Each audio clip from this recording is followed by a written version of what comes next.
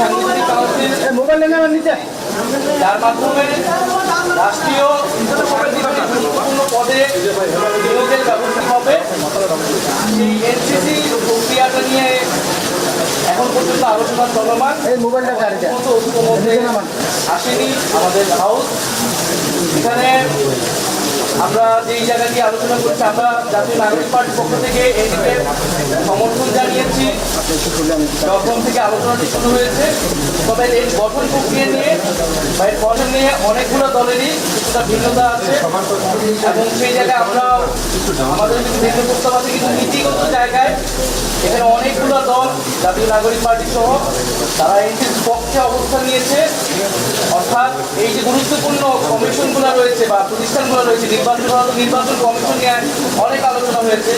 কারণ বিগত সময় আমাদের অভিজ্ঞতা আমরা জানি এই নির্বাচন কমিশন বা এই ধরনের গুরুত্বপূর্ণ প্রতিষ্ঠানকে কীভাবে দলীয়করণ করা হয়েছে তার নিয়োগের মাধ্যমে। ফলে নির্বাচন কমিশন, দুদক, পিএসসি অথবা মানবাধিকার কমিশন, এই কমিশনগুলোতে কোনোভাবেই আগের যে আইন, আগের যে সিস্টেম, সেই সিস্টেমে নিয়োগ আমরা সমর্থন করি না। ঐক্যমত্য কমিশনের পক্ষ থেকে একটা প্রস্তাবনা রয়েছে। আমরা বলেছি যারা বিরোধিতা করছেন তাদের কাছে যদি এর বিকল্প প্রস্তাবনা থাকে যে আমাদের কনসার্নটাকে অ্যাড্রেস করতে হবে, যে এই কমিশনগুলো যাতে নিউট্রাল থাকে, দলীয়করণ না হয় এবং রাষ্ট্রের সবার আস্থা যাতে এই প্রতিষ্ঠানগুলোর উপর থাকে, যারা নিয়োগ করছে তাদের উপরে থাকে, সেই বিষয়টা যাতে নিশ্চিত করা হয়, সেই আলোচনা এখনো চলমান। এবং আমরা আশা করি যে সবাই আমাদের যে জুলাই গণ অভ্যুত্থান এবং আমাদের গণতান্ত্রিক রাষ্ট্রের আকাঙ্ক্ষা, সেই আকাঙ্ক্ষার প্রতি শ্রদ্ধাশীল থেকে আমাদের ভবিষ্যৎ বাংলাদেশ নতুন প্রজন্মের প্রতি সবাই চিন্তা করে আমরা যার যার দলীয় অবস্থানের বাইরে এসেও আমরা জাতির সাথে একটা ঐক্যমত অবস্থায় পৌঁছাবো।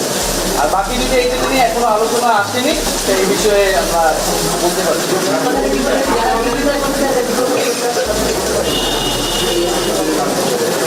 এনসিসি গঠনের অনেকে সমালোচনা করছে, অনেকে বিরোধিতা করেছে, কিন্তু এর বিকল্প প্রস্তাব কি হতে পারে আমরা সেই দলগুলোর থেকে জানতে চেয়েছি যে আপনারা কি আগের রাষ্ট্র কাঠামোই চাচ্ছেন কিনা, যে আগের স্বৈরতান্ত্রিক বা আগের যেই দলীয়করণ করা হয়েছে রাষ্ট্রীয় অনুষ্ঠানগুলোকে, যে যার ফলে আসলে আমাদের নির্বাচন ব্যবস্থা ভেঙে পড়েছে। আমাদের দুর্নীতি দমন কমিশন সেটা শুধু বিরোধী দল বা বিরোধী নেতাদের দমন করার একটা কমিশনে পরিণত হয়েছিল। আমাদের মানবাধিকার কমিশন থাকা সত্ত্বেও এই যে গত 16 বছর খুন হয়েছে, বিচার বহির্ভূত হত্যাকাণ্ড হয়েছে, একটা কথা এই কমিশন বলতে পারেনি। কারণ এই কমিশনগুলো সম্পূর্ণভাবে নির্বাহী বিভাগের একজন ব্যক্তির এবং একটা দলের আজ্ঞাবহে পরিণত হয়েছিল। তাহলে এই ব্যবস্থা তো আমরা চাই না।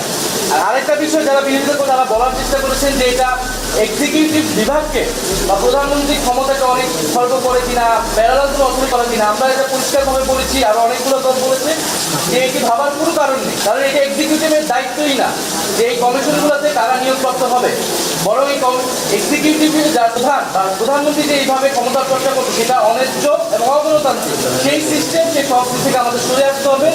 সেটার জন্যই গণঅভ্যুত্থান, সেটার জন্যই সংস্কার, সেটার জন্য আজকে এত আলোচনা। ফলে আমরা আহ্বান জানিয়েছি যে কেউ যাতে রক্ষণশীল অবস্থানে না থেকে পুরনো কাঠামোকে সমর্থন না দিয়ে যে গণঅভ্যুত্থান, যেই জন্য আমাদের নতুন বাংলাদেশের দিকে যাত্রা, সেই দিকে যাতে সবাই আমরা ঐক্যবদ্ধ হই, দলীয় স্বার্থ সংকীর্ণতার ঊর্ধ্বে উঠে আমরা ভবিষ্যৎ বাংলাদেশের জন্য কাজ করি। ওইটা এখনো আসে নাই। ঐক্যমত্য কমিশন যেই প্রস্তাবনা দিয়েছে আমরা সেটাকে প্রাথমিকভাবে সমর্থন জানাই।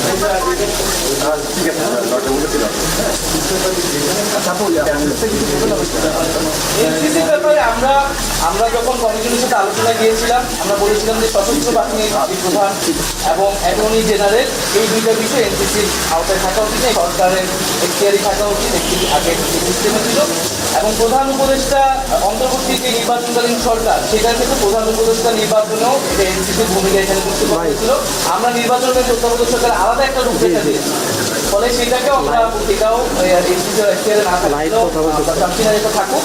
কিন্তু গুরুত্বপূর্ণ প্রতিষ্ঠানগুলো নির্বাচন কমিশন অবশ্যই এই ধরনের একটা সাংবিধানিক নিরপেক্ষ বডি আসলে থাকবে।